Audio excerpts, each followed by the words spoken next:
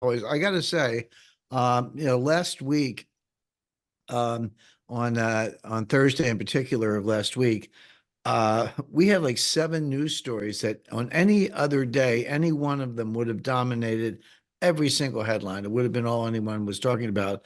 But we had seven of them drop at once. We had the arguments in the Supreme Court about whether Trump should be kicked off the ballot under the 14th Amendment.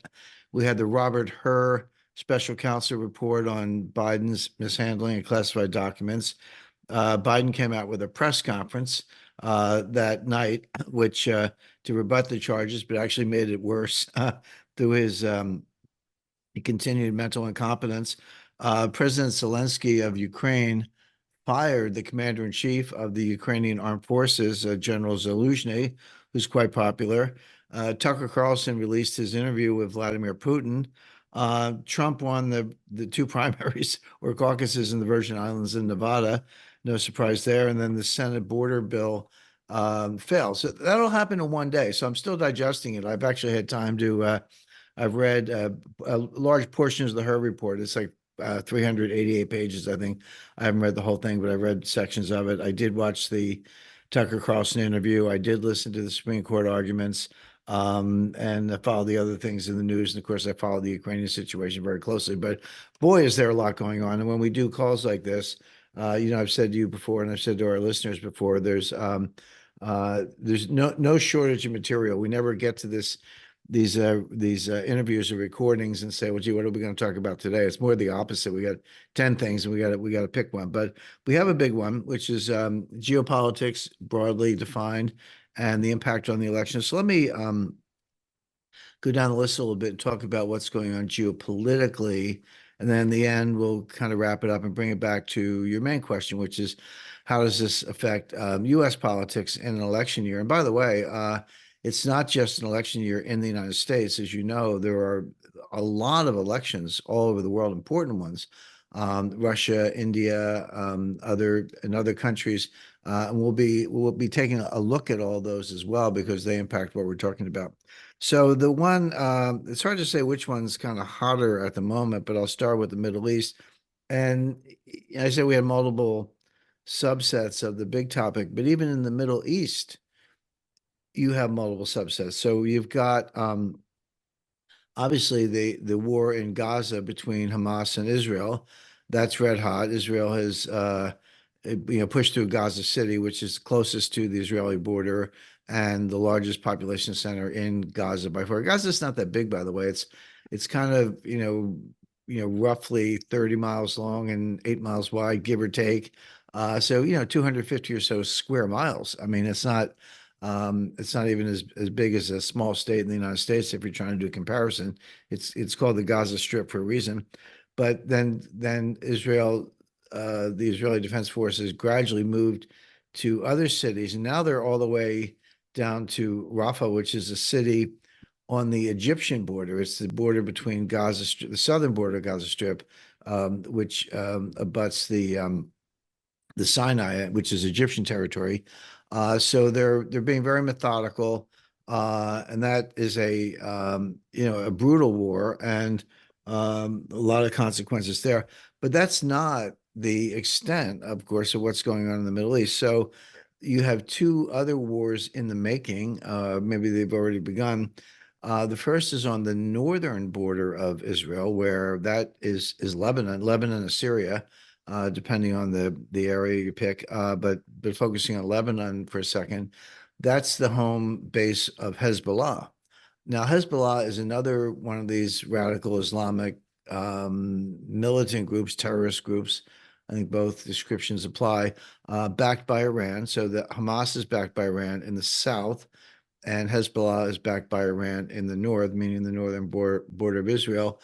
But Hezbollah is even more closely integrated with Iran than Hamas for a couple of reasons. One, Hezbollah are Shiites. Of course, in Islam, you've got to separate the Sunnis and the Shiites. They go at each other's throats as much as Muslims and the so-called infidels of the rest of the religions in the world. The Shia and the Sunnis go at each other. Persia, well, Iran, historically Persia, but Iran is Shiite, Hezbollah is Shiite.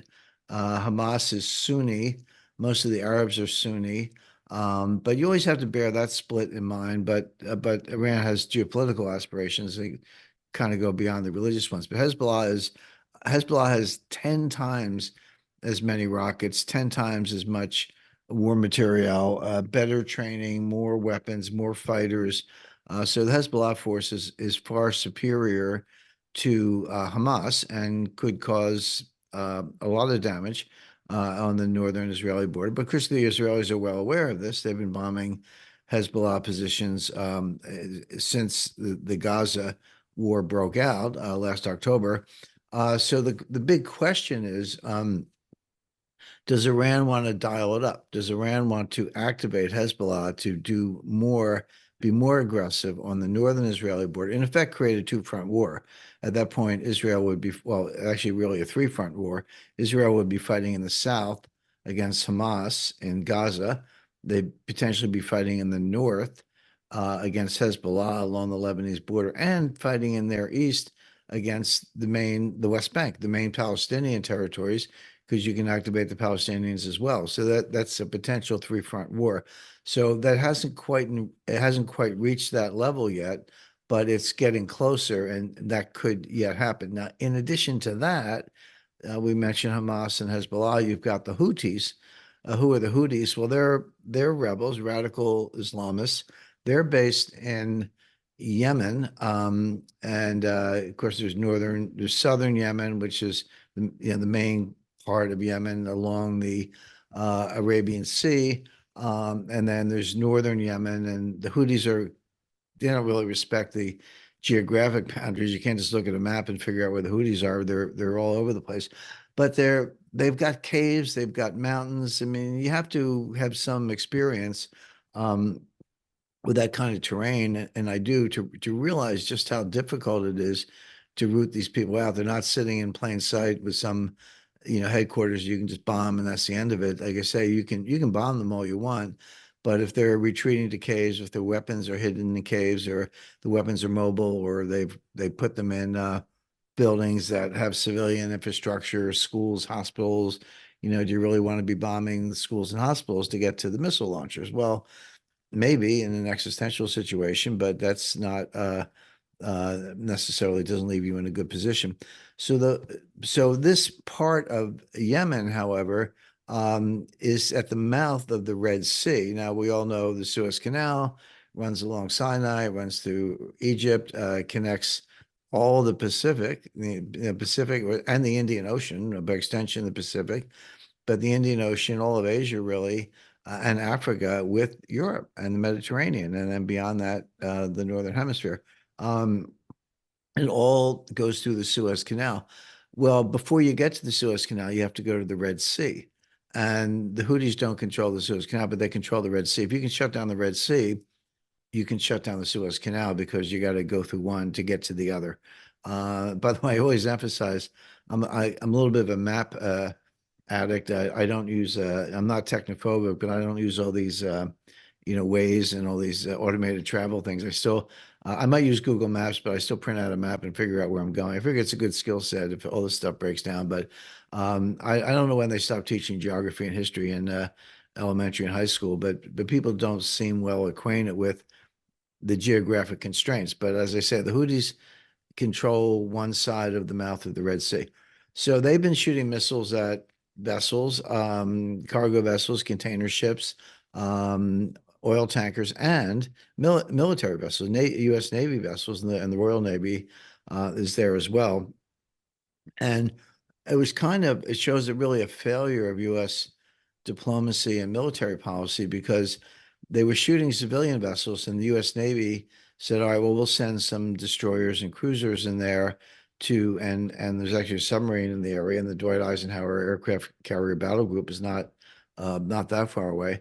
Um, we'll send some destroyers in there to protect commercial shipping. Well, the Houthis started firing at the destroyers, and the cruisers. In other words, not only did they not back down from attacking civilian shipping, they didn't think twice about attacking the U.S. Navy. Um, and then Biden started a program of bombing the Houthis, but it doesn't do any good. I mean, yes, you can bomb them, Yes, you can hit some targets, but it hasn't shut them down. They've been fighting a war for over 10 years. I mean, it goes back longer than that, but intensively for 10 years.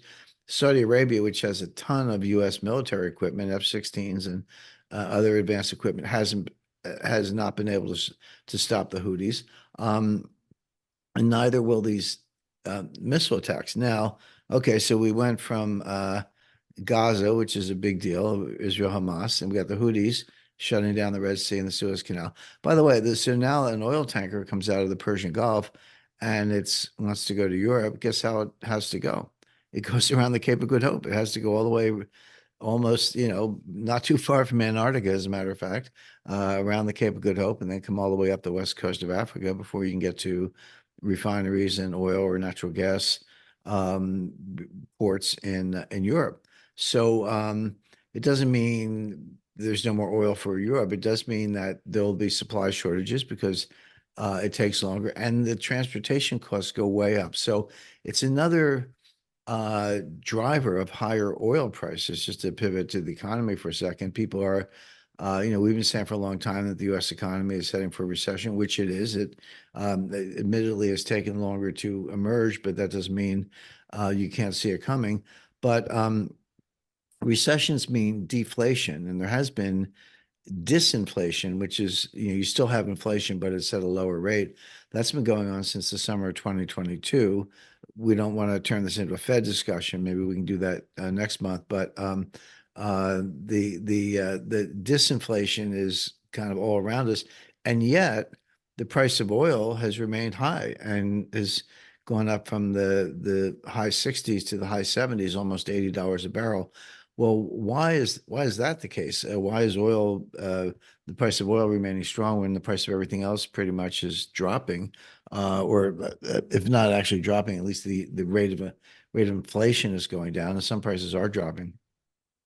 Well, it's the kind of thing we're talking about, that if you've got to add, they would be 7 or 8 thousand miles to your journey to unload the oil, then it costs money to move the oil, and that's going to be reflected in the price of the oil itself. So, so you've got that aspect, and then finally you've got the 500-pound gorilla, which is Iran. Now, in addition to everything we just talked about, there was sadly a couple of weeks ago, 3 U.S. service members were killed. They were at a base in Jordan. Yeah, some controversy about that, but let's take that at face value and say it was Jordan. But clearly, on the close to the triple border of Syria, Iraq, and Jordan, those three countries converge in eastern Jordan. And that's where they were killed. And the U.S. has a lot of operations in Syria. Again, that has to do with controlling the oil and helping the Kurds and preventing, Russia from taking over, from having too much dominance in Syria. But it's mostly about the oil in northern Syria. Um, and those militant Islamists, some of them are leftovers from ISIS and Al Qaeda, believe it or not, but they're also supported to some extent by Iran. And they attacked this base, killed 3 Americans. And then there was a big uproar about Biden. What are you going to do to strike back? What are you going to do to protect us? And a lot of people said, well, you ought to attack Iran. If Iran's paying for all this and Iran's supporting it and encouraging it and green lighting it, then why are you blowing up things in the desert? Why don't you attack Iran? Why don't you sink the Iranian Navy, et cetera? Um, well, Biden, first of all, took his time. But secondly, and I thought this was highly revealing, he signaled in advance what he was going to do. I mean, since when, in a war situation, since when do you tell your enemy in advance what the plan is? Whatever happened to the element of surprise? Um, the idea that you're going to attack Syria instead of Iran, okay, that's a military tactical decision. You can argue both ways, but don't tell the world, hey, we're going to attack Syria in a couple of days. It basically gave the Iranian Revolutionary Guard Corps generals and senior officers time to get out. They could, find safe haven in Iraq. They could go to Qatar. They could go back to Iran. But the kind of people you would most like to kill in a war scenario had plenty of time to get out of there. In fact, for that matter, so did the lower level people. So yeah, we dropped we dropped bombs and used cruise missiles and drones and a lot of other weapon systems and attacked quite a few positions in Syria and Iraq. But there comes a time when you're like, what are we really doing? We're blowing up cement bunkers in the desert, and what does that accomplish? You can easily rebuild them. You got all your senior people out in time because Biden's telegraphed what he was doing. You also told the minute you said we're going to bomb Syria and Iraq, which we did, you told Iran, well, we're not going to bomb Iran, so Iran can kind of stand down. I'm sure they didn't let their guard down entirely. So just look around. You got the Suez Canal is closed because the Houthis blocking traffic in the Red Sea. You got Houthis firing missiles and drones at shipping. You've got Israel fighting an existential struggle in Gaza against Hamas, but may have their hands full with Hezbollah in the north and the Palestinians in the east. You've got Iran backing the whole thing. And you've got Biden blowing things up in the desert, but to or mountains, but to not very much effect. It hasn't stopped anything. It hasn't stopped the attacks. It hasn't deterred Hezbollah. It hasn't stopped the Houthis from shutting down the shipping. And then the economic cost is real, which are boils down to higher oil prices, but other commodities as well. It's not just oil. I mean, oil is probably the most important commodity, but you know these container cargo ships. I mean, they come out of Chinese ports. I mean, they're the containers are 6 high and 50 long and 20 deep. I mean, wide.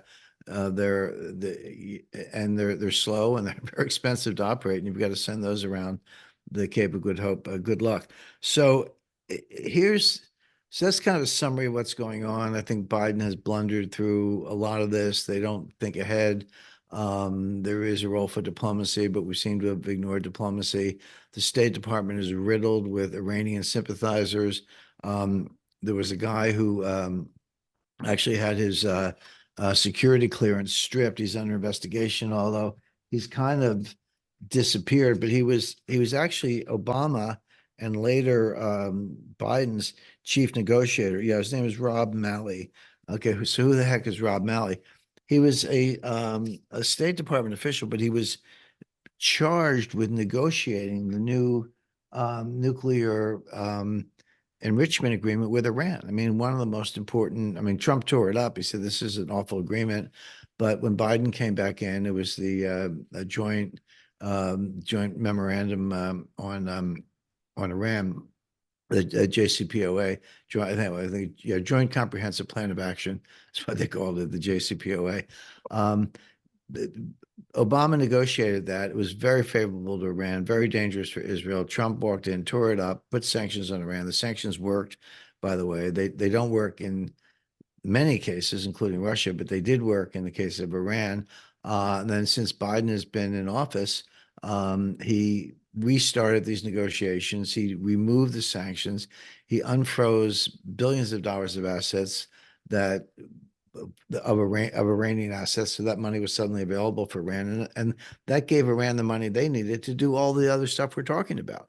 You got to. I've done actually studies. I wrote a white paper a couple of years ago on the Lebanese economy, but when you drill down on that, like where's all the money come from and how much does it cost? The answer is a lot of it comes from Iran, and it costs a lot. And so freeing up that money basically was a shot in the arm for Hezbollah and Hamas and the Houthis.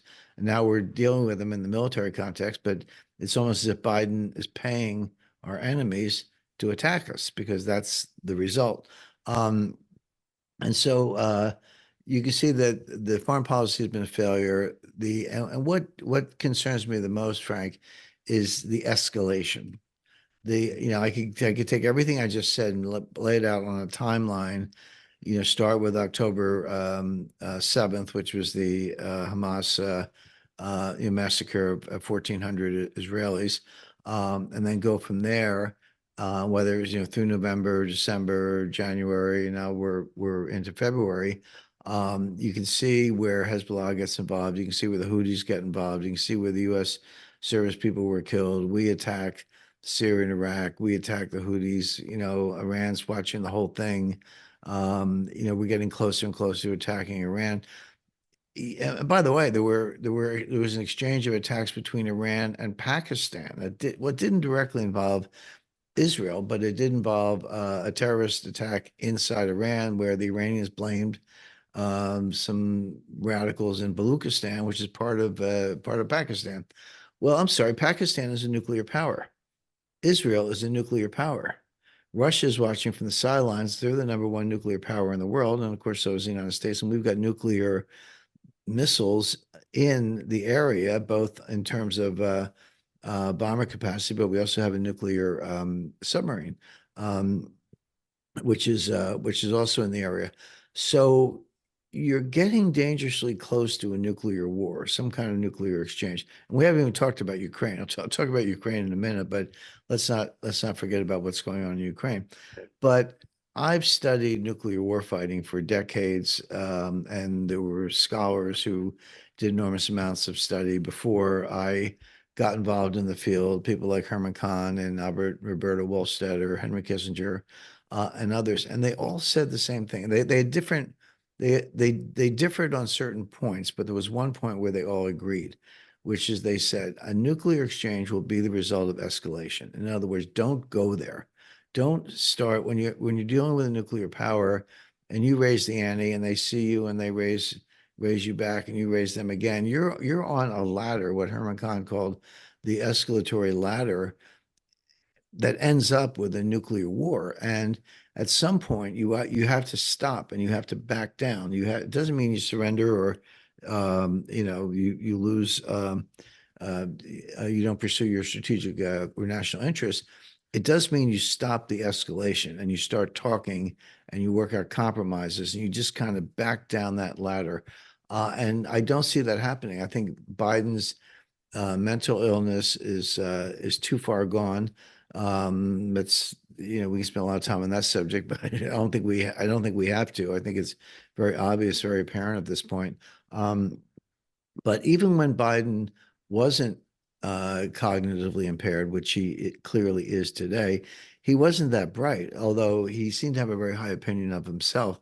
But he's not the kind of person who understands what we're talking about, understands that this escalatory dynamic is extremely dangerous, and but that's what we're seeing. So I don't know if we're going to attack Iran or not, but I do know that we're 10 steps closer than when this all started because no one's been able to figure out a way to talk or de-escalate or get make some compromises in the sense where you back down, but the other guy backs down too. Both sides kind of ease the tension.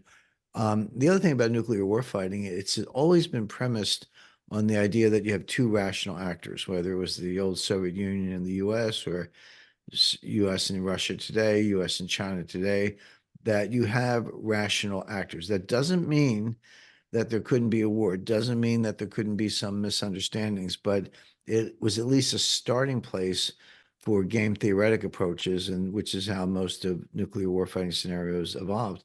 The problem with Iran, it's not clear to me that they're a rational actor as we in the West would define it. When you're religious fanatics and you think that dying for the cause of your religion is a great outcome because you get to go right to the Islamic version of heaven.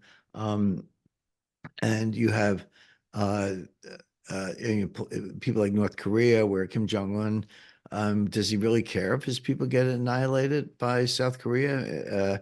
They've been starved. They live in complete poverty.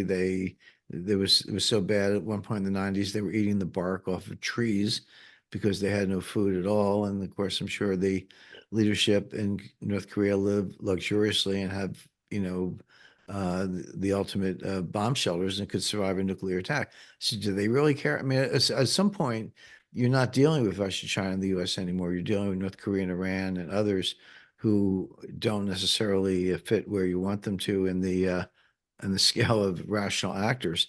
So that's all the more reason to be cautious, and yet we're not. So that's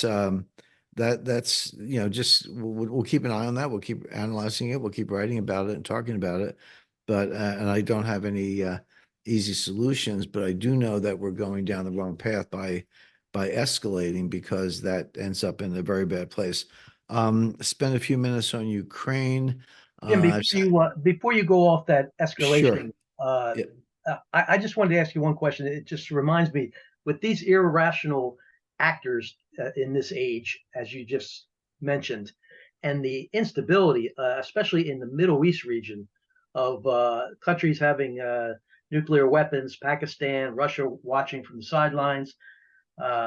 We know how volatile Iran is in the Middle East. It just surprises me that especially being in that region, that oil prices they're still in the 70s. I would think that they would be up in the 120, 130 range with the threats of what's happening all around that region, especially where oil is so prevalent. Well, that's a good point, Frank, but you have to say, well, is it high or low, compared to what? And what's your baseline for doing that analysis?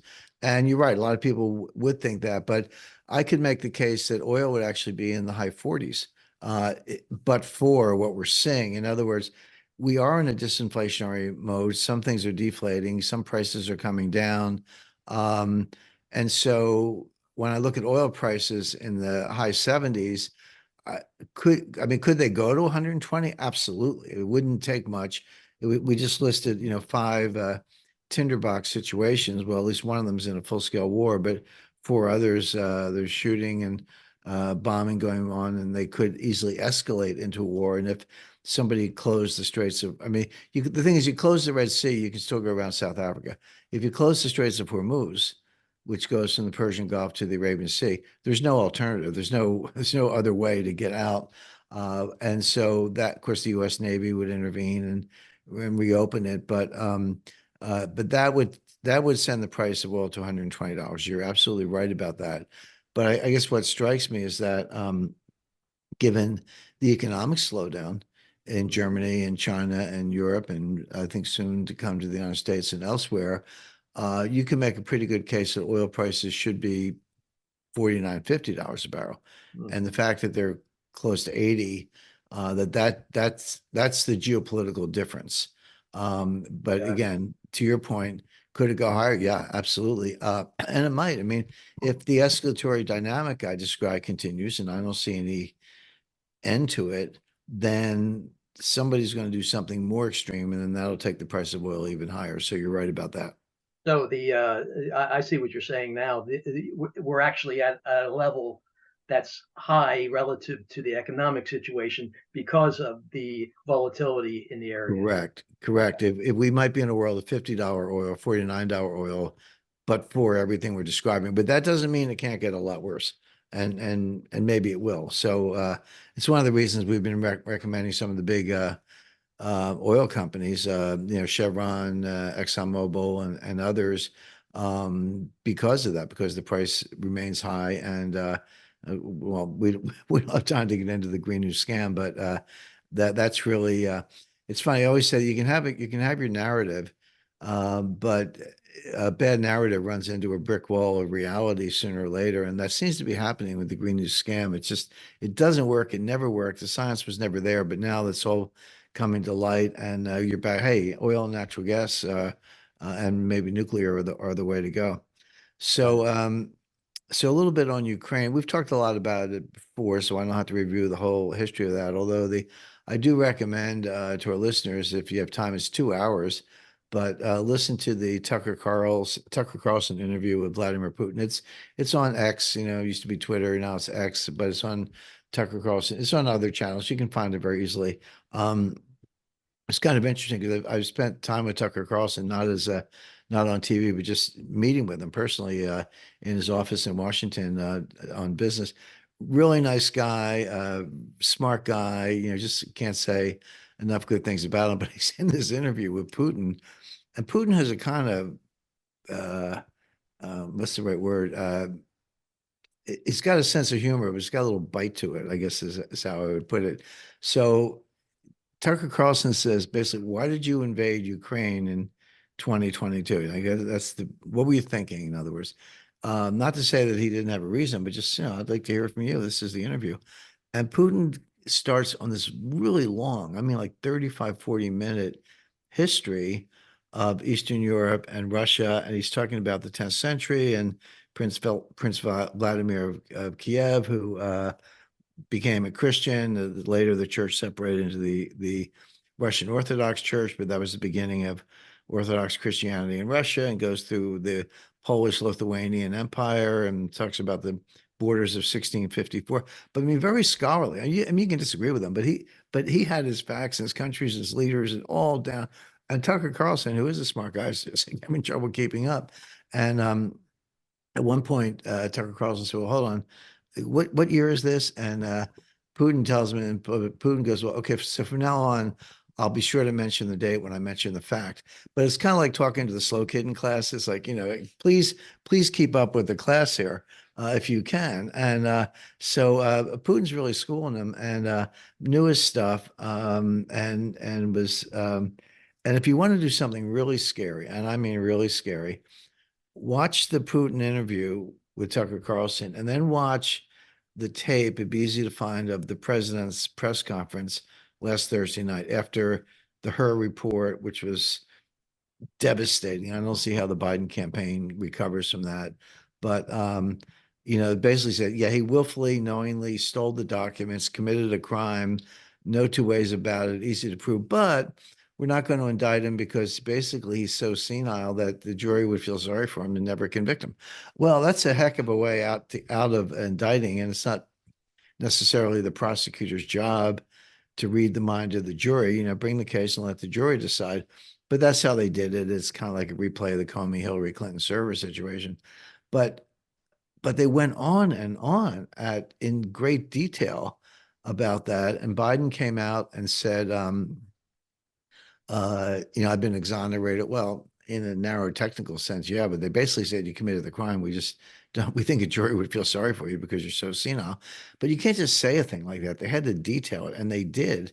And, Biden was screaming at the reporters and cursing privately and saying, they think I can't remember the day my son died. Well, actually, he didn't. I mean, I've done depositions like this. I've done a lot of, obviously, I was a lawyer for 40 years. Um, it's not one-on-one. I mean, there would have been two or three people from the prosecutor's office. There would have been Biden's lawyers, other people from the White House. There would have been a court stenographer. There are like 7 or 8 or 9 people in the room when you do even a one-on-one deposition like this. So everybody saw what happened.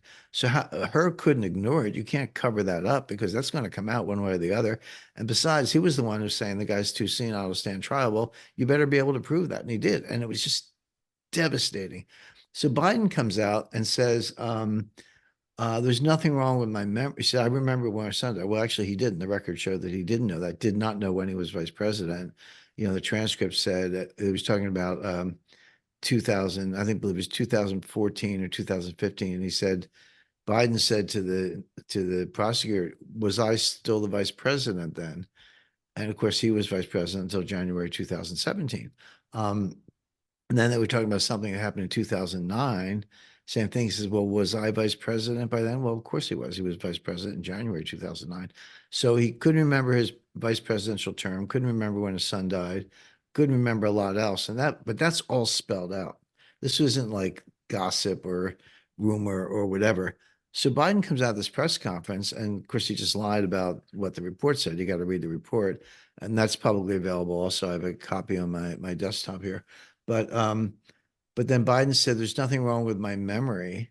And then within a minute, he said I was just speaking to President Sisi of Mexico about opening the border with Gaza. It's like President Sisi is the president of Egypt, and Mexico does not have a border with Gaza. And you can slough it off as a gap, but Biden can't talk without, and then last week he said he spoke to Mitterrand about something very recently. Well, Mitterrand died in 1996. He's been dead for almost 30 years. He said, I was speaking to Chancellor Kohl about January 6th. Well, Helmut Kohl died, I think, about 5 or 6 years ago. So he's having these fantasy conversations with these dead European leaders on contemporary events, and then goes on to say the president of Mexico needs to open the border with Gaza.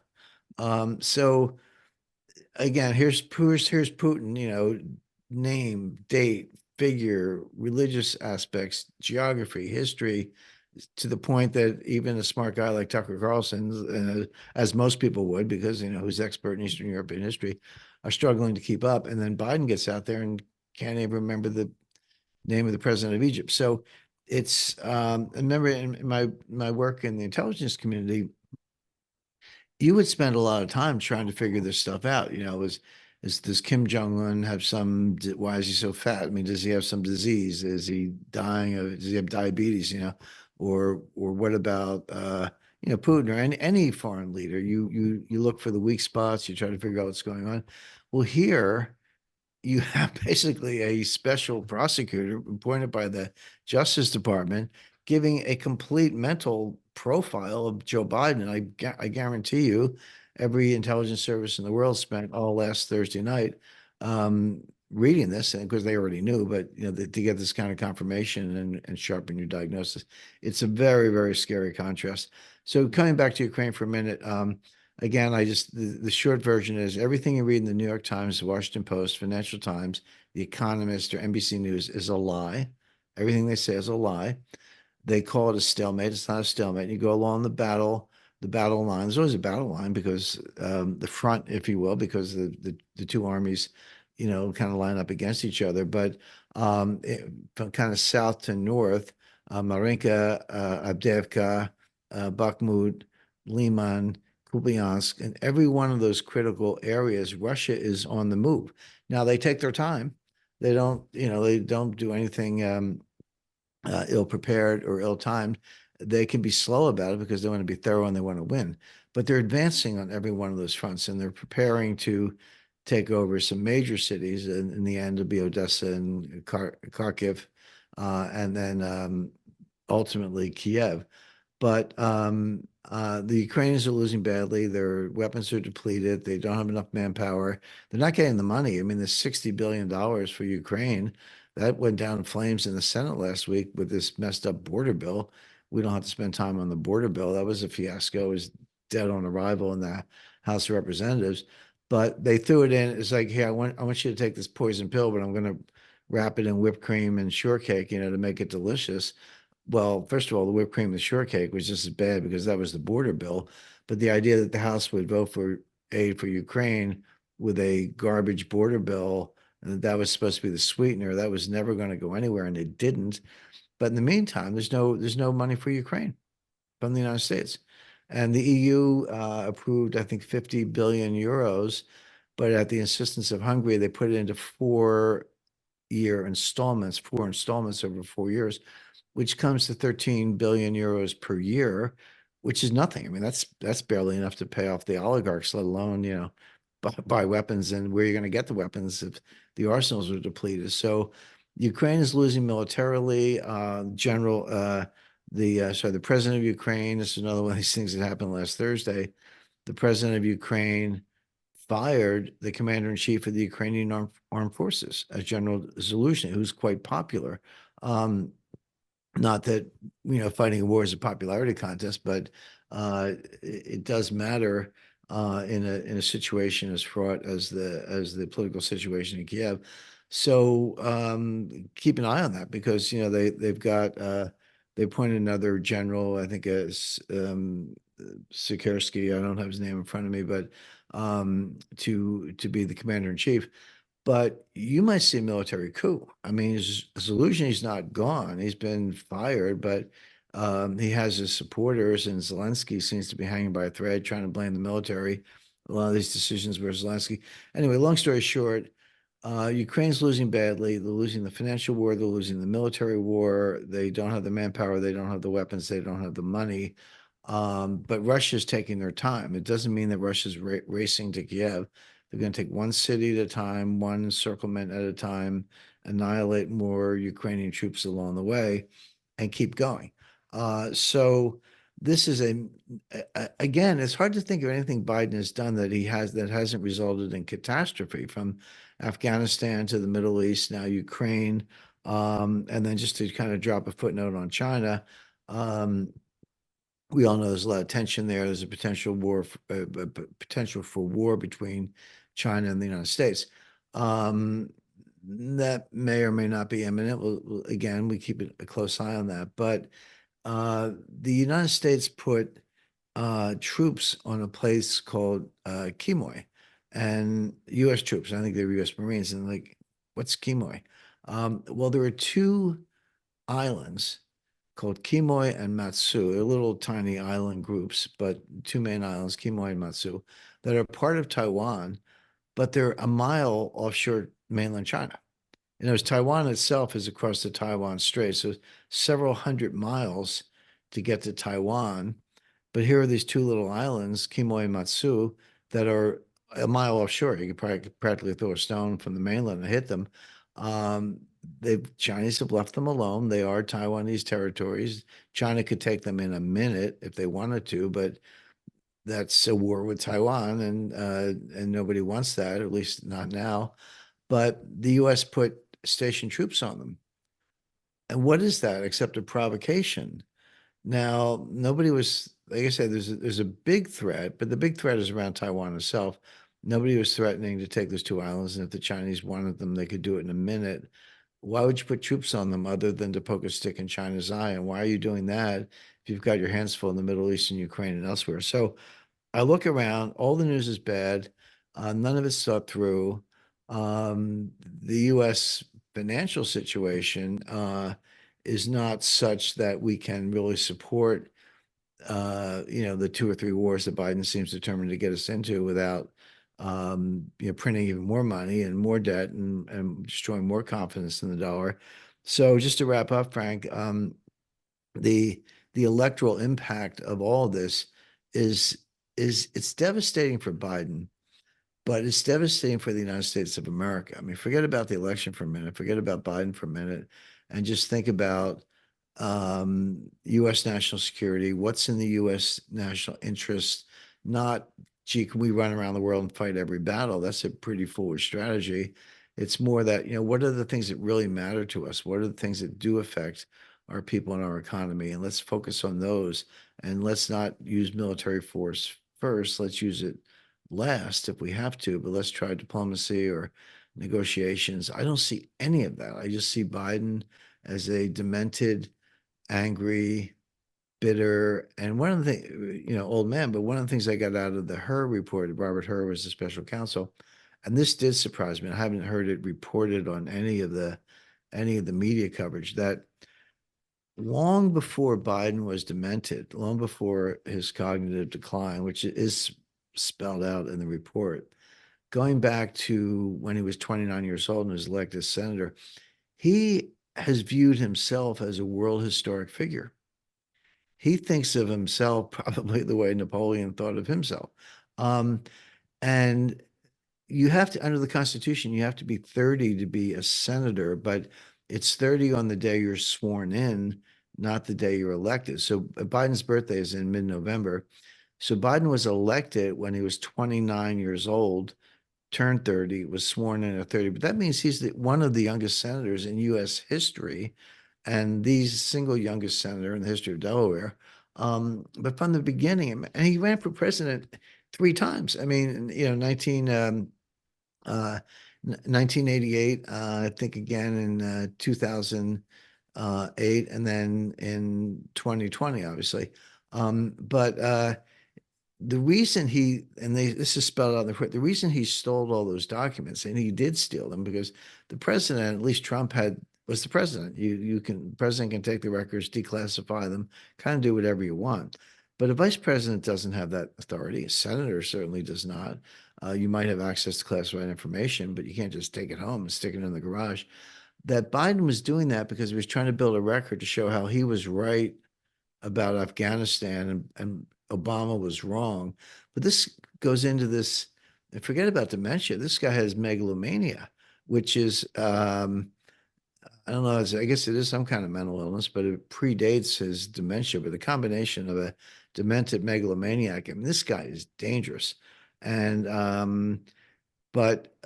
so hope for the best for America. But all of the things we described are not going away. The war in Ukraine will not be over soon. The war in the Middle East will not be over soon. The China situation is going to continue. Biden is aggravating all of them, escalating all of them. The risk of nuclear war is not trivial. And this will play out in the economy, and it is in a couple of vectors. One is energy shortages, blackouts, brownouts, higher gasoline prices, higher prices across the board because higher oil prices translate into higher prices for everything because of transportation costs. And the Fed's not going to cut interest rates because the inflation's not going away. People imagined it is. It isn't. That's not borne out by the data. So I would look for a very rough ride for the economy. The stock market's in a bubble. Um, People say you can't spot bubbles. That's not true. There's nothing easier than spotting a bubble. What's difficult is knowing when it'll pop. That's hard because bubbles can continue. I stopped looking at the ticker because it just goes up every day. It's like, why am I looking at the stock ticker? It just keeps going up. It can go on longer than you think, and often does. And people, people don't want to, they call FOMO, fear of missing out. Nobody wants to not join the party, but that's going to end badly when the economy turns down. That's just a matter of time. So the economic impact is huge. The electoral impact is huge. I've sort of penciled in Trump for not just winning. I said that some time ago, but we may see an electoral landslide, not a popular vote landslide. That's different, but you may see an electoral landslide where Trump gets, I don't know, 320 electoral votes, 330. I mean, that's landslide territory. You only need 270 to win, but that's how bad things are for Biden. So I'll toss it back to you, Frank, and maybe we have time for some questions. Yeah, for sure. When we were going to do this uh, briefing on the impact of elections and war dynamic, it reminded me of the most interesting example to me was this 1968 election, the whole Anna Chenault affair, which I know you know very well, Jim. Yep. Nixon's really working back channels with Kissinger and Chenault to stall peace talks that LBJ wanted to help Humphrey, Right. uh, and that stalling was successful and gave Nixon the election. Fast forward to today, if tensions escalate and nuclear war is in play, do you think this winning this election at all costs with a president with such severe mental problems changes the decision-making process of or the timeline of military goals? And does that threaten our own national security? Well, I mean, Biden, for better or worse, actually worse, is the decision maker. As I say, you can have dementia and still have your lucid moments. So you can talk about the president of Mexico and Gaza, but still make some decisions or at least give the appearance of rationality. It's confusing because you've kind of in your own mind, you flip back and forth. Anyone who's ever dealt with people in that condition know what I'm talking about. But uh, and I'm not sure the team around him. You say, well, you got Jake Sullivan, National Security Advisor, Tony Blinken, Victoria Nuland. They're no better. These people are not bright lights. They're not. We're not talking about George Shultz and James Baker here. We're talking about, kind of medium intellects at best. Um, and the problem with Jake Sullivan, who's the National Security Advisor, he's a campaign guy. He doesn't have a deep background in, I mean, I guess he's got a security clearance and he knows a little bit, but he doesn't have a deep background in diplomacy. He's a campaign hack. And we saw that in 2020 in the debates when they got the 51 intelligence. I mean, Tony Blinken did this, but Jake Sullivan had a hand. They got the 51 intelligence officers to say that the Hunter Biden laptop had the marks of Russian disinformation. I mean, I actually know, I looked at that 51 officer list. I actually know a number of them. It's really sad to see them sign up for that, but they all suffered one way or the other from Trump derangement syndrome. But I mean, that's who these people are. So I don't see. I might feel a little bit better if I thought Biden was, um, I don't know, playing with Legos or something in the second floor of the White House, and some smart people were actually in charge. But I don't see that either. I don't see the smart people behind Biden. I see a bunch of hacks. And so, no, I don't have much confidence that they're going to make some smart decisions between now and then. I think they'll just make it worse. Yeah, yeah, the whole team seems to be mediocre, especially in when it comes to military strategists. Right. You don't have the George Shultz of the world presently in the White House. Correct. Jim, we had some really good questions sent in for this briefing. Could we do a little Q&A before Sure, we close? sh- sure, I'd love to. Let's get to it then. First up is Charles from Lexington, Kentucky, who asked, Jim, why should we believe the economy is booming like so many news outlets are saying when a major component of GDP is from government spending and more debt? Right. First of all, it's a great question, and it's a good insight, and it goes to something we've said for a very long time, and this is based in part on the research of Ken Rogoff and Carmen Reinhart. Ken Rogoff is a professor of economics at Harvard. Carmen Reinhart is currently the chief economist of the World Bank, but she was formerly, she was at Harvard, but for a longer part of her career, she was a professor of economics at the University of Maryland. They wrote this book. It came out in 2000. Oh, I want to say 2014, somewhere around there, called "It's Different This Time." That's a cliche. People always say it's different this time, and of course, it never is. It's always the same. But apart from their book, and I recommend the book, but they had a number of research papers, which they did together, and then Carmen Reinhart did some on her own. And they looked at the debt to GDP ratio and the impact that had on economic growth. And that is absolutely one of the most important metrics, something I look at all the time. So basically, what's the national debt? It's a simple fraction. It's like seventh grade math. What's the national debt? So that's your numerator. And then what's the GDP? And that's your denominator. And that's a fraction. And you just see what the expression of the fraction is. And that's important because people they start hyperventilating. Oh, we have $34 trillion of national debt. How are we going to pay off the national debt? Et cetera. Well, first of all, 34 trillion is a big number. Um, but you don't have to pay it off. And the idea, how are we going to pay off the national debt? You don't have to pay it off. What you do have to do is roll it over. Like if you issued a 10-year note 10 years ago, it's going to mature this year. And how are you going to pay the note holders? Well, you issue some more debt and pay those note holders, then you got to pay off the new debt. Yeah. But this has been going on for 235 years, ever since Alexander Hamilton. So the question is how you're going to pay it off. By the way, the last president to actually pay off the national debt, 1836, Andrew Jackson. When Andrew Jackson left office, there was no central bank. We had a central bank, the second bank in the United States. He got rid of it and he paid off the national debt. So when Andrew Jackson left office in 1837, technically, there was no national debt and no central bank. And the U.S. did just fine through the rest of the 19th century. But the bottom line is you don't have to pay it off. You do have to roll it over. You do have to finance it. And that means you have to maintain confidence in the dollar and the U.S. government securities market. And that's really the problem. Are you eroding the confidence? Now, let me give a very simple example, but this applies to countries as well as individuals. So let's say you have a MasterCard and you have $50,000 of debt on your MasterCard. That's a big line of credit and it's a lot of money. So you got a $50,000 debt on your MasterCard. Are you in trouble financially? Well, it depends how much you make. If you make $500,000 a year, you can probably just write a check and pay it off just like that. If you make $20,000 a year, you're probably going bankrupt. You're in way over your head. In other words, the $50,000 doesn't tell you anything unless you put it in the context of how much money you make. And then it could either be a comfortable debt, which you can easily pay off, or an unbearable debt, and you're heading for bankruptcy. But the number itself doesn't tell you very much. You have to compare it to your income. Same thing with a country. The national debt's $34 trillion. Okay.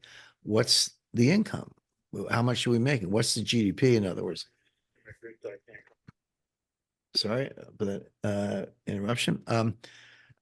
You have to compare it to what the country's income is. You have to compare it to the gross domestic product. And so that's where the ratio comes in. Now, what's a comfortable ratio?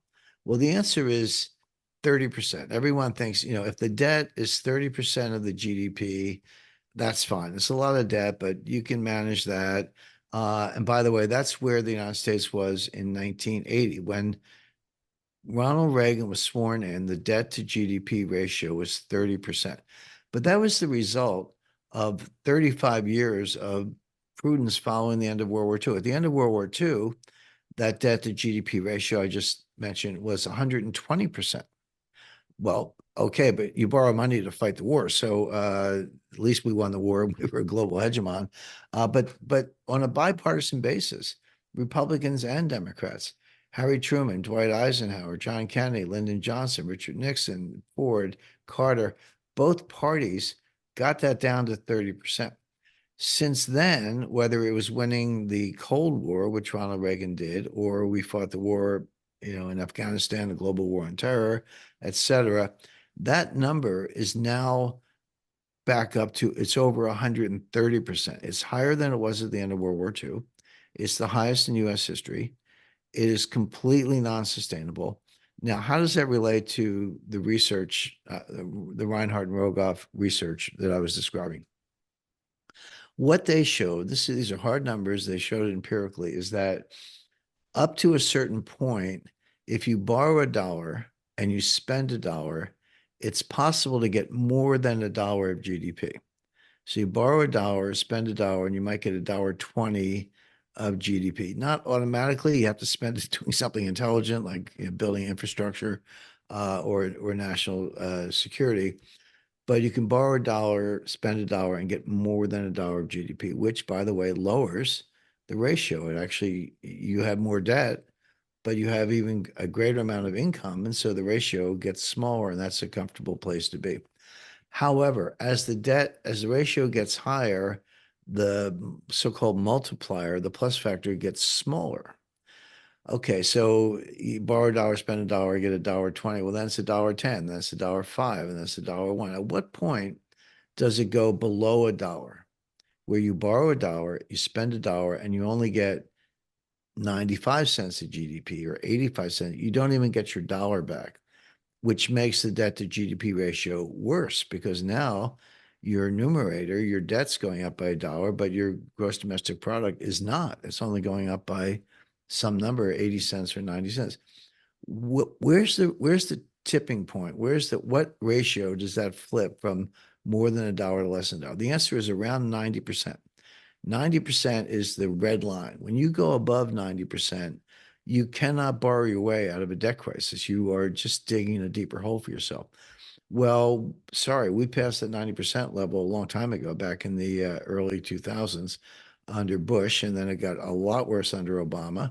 Trump spent a lot of money because of COVID. I mean, I don't care what the reasons are. Trump ran multi-trillion-dollar deficits, and Biden has done even more. Biden has spent, we have a baseline deficit of $1 trillion a year, and they've been spending an extra 1.5 to 2 trillion on the so-called Inflation Reduction Act, the Build Back Better Act, the COVID handouts, the supplemental appropriations for Ukraine, you name it.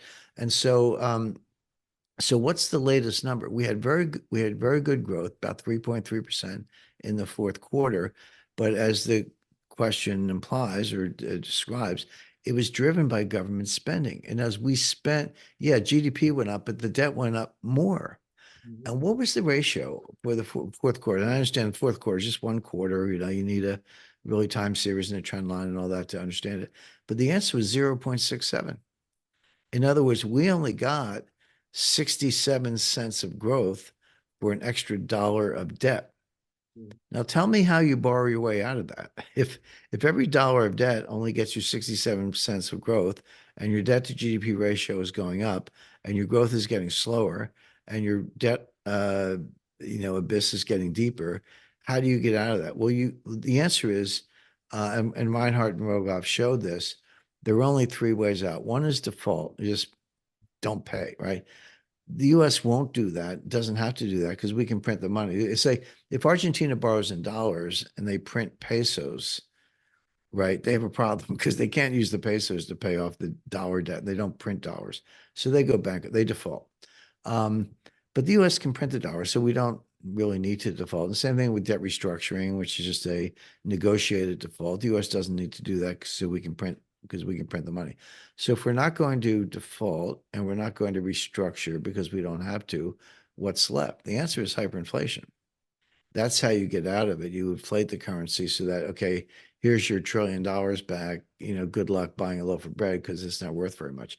That's the American way. But that's where we're heading. We're not there yet. It kind of goes back to what I was saying with bubbles in the stock market. You can see it, you can analyze it, you can quantify it, you can understand it, but it doesn't mean everything falls apart, the next day. So I would expect this borrowing binge to continue. I don't think there's 10 members of Congress who understand what we're discussing right now. The modern monetary theorists say no problem, just keep going. Japan's 300%.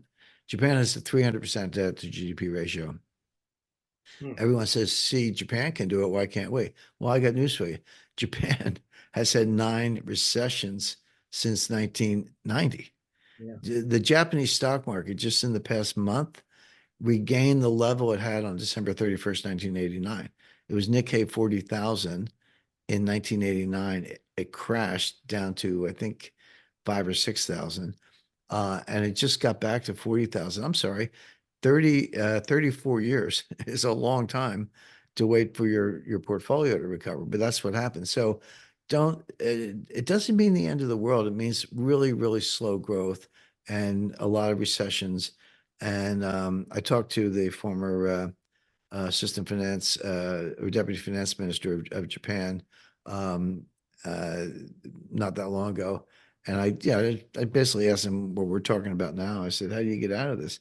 And he goes, oh, Rickards-san, he said, you're thinking of growth in absolute terms, but you have to do it on a per capita basis because our population is shrinking. And I knew what he meant. It actually is correct that the growth is weak, but if you do it on but if your population is shrinking, the per capita growth, it actually looks a little bit better. I said, okay, Sakakibara-san. So Japan ends up with there's one person left who owns the whole country. Is that how this ends up?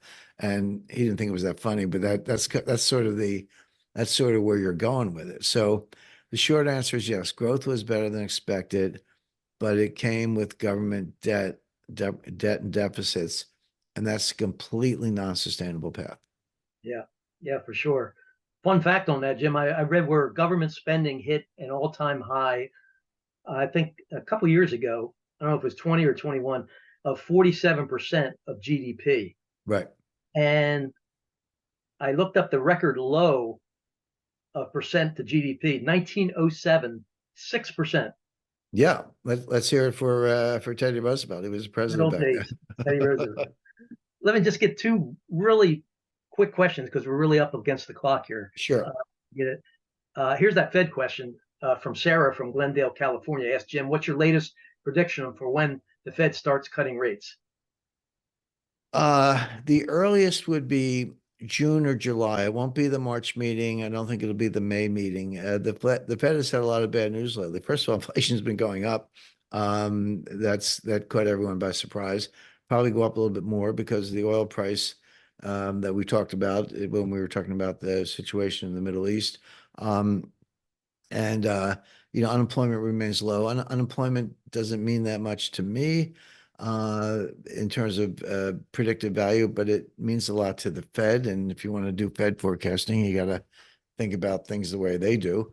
Um, because the Phillips curve and so forth. So with low unemployment, uh, higher inflation, and some other data coming in, the Fed's not going to cut rates soon. Now, they might cut them in June or July. I think July is more likely, but for very bad reasons. Everyone's like, hey, soft landing, Goldilocks, pivot, rate cut, here we go. Yay, buy stocks. What they don't understand is that if the Fed cuts rates, it'll be because we're in a bad recession and it'll be impossible for them to ignore it. Everything else we just talked about, inflation, unemployment, it won't matter. None of those things will matter. What will matter is that we're going into a recession in an election year.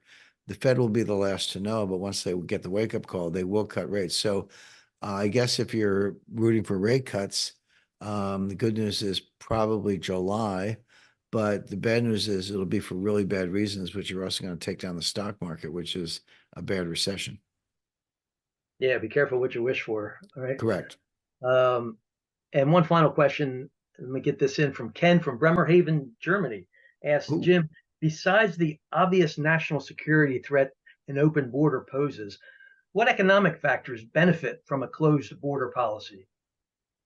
Well, there are a lot of them actually, and you can't close it completely. But what people don't understand, well, I guess some people do understand it, but they kind of root for it. When you have the open border we have in with Mexico, the southern border, and millions and millions of people coming in, yeah. And the questioner said there's an obvious national security threat, but he said leave that to one side, just talk about the economics of it. Everyone's like, well, you get all this cheap labor. These people work, they'll take entry level jobs at the lowest possible wages. A lot of them will work off the books, $4 or $5 an hour. They don't even need the minimum wage. I think it's $7.25. Some states and localities have higher minimum wages. But so that's the talking point. But what people don't realize is that the wage impact is not limited to the lowest wage jobs. It drags down everybody because let's say you're the one making $12 an hour. Well, that's not a fortune, but it's higher than minimum wage. It's 500 bucks a week, $25,000 a year. Like I say, you can get by on that, particularly a single individual. But if the $5 guy drags the $7 guy down to $5, then the $7 guy is dragging the $10 guy, down to $8. Nobody can get a wage because the employers just say, well, I'm not a raise rather, because the employers just say, well, I'm not giving you a raise because I got this other guy over here. He's making $3. He'll take the $10 job. So my point being, the low entry level wage is not just cheap labor at that job. It drags down the entire chain of wages. So people making 7, 10, 12, $15 an hour can't get a raise, and maybe even get pay cuts because there's somebody looking over your shoulder who's willing to work for less. And and this is why everyone knows, Democrats favor open borders, Republicans, at least conservative Republicans, are against it. But they don't understand that a lot of mainstream Republicans, the rhinos, the Chamber of Commerce, a lot of big industries want these open borders for the reason I mentioned. They're not thinking about national security or assimilation or uh, the impact on the Congress or Democrat or a lot of other things. What they're thinking is, hey, I get cheap labor, and it's like, oh, are you really going to hire $5 an hour off the books landscaper type labor to work in a retail store? Well, the answer is no, but your retail worker can't get a raise because you just might. In other words, as long as that low wage worker is out there, it drags down the entire chain. And we're seeing that in lower real wages and part-time jobs. Everyone's like, oh, gee, the unemployment rate is really low. We created a certain number of jobs. That's true. But are they full-time jobs or part-time jobs? Well, they're heavily part-time. Are real wages going up? No, they're not once you adjust for inflation. So this is having a disinflationary, even deflationary impact on the entire economy. That's not, no one wants inflation, but it's not bad, not a bad thing to get a raise, and that gives a boost to consumption and savings. So it has a very, if you're a particular employer in a particular industry, you might favor it because you get cheap labor, but that's no way to grow an economy. And China is a good example of that. We're sort of turning into China. Yeah, definitely. Cost of labor is very impactful for border policy that many people don't do a deep dive into. But that is a very good point. Very good. We have so many good questions, but unfortunately, we have to wrap this call up. Another hour that went by very quickly. Really interesting stuff, Jim. I want to thank Jim for taking the time to brief us on these very important events happening in real time. Hopefully,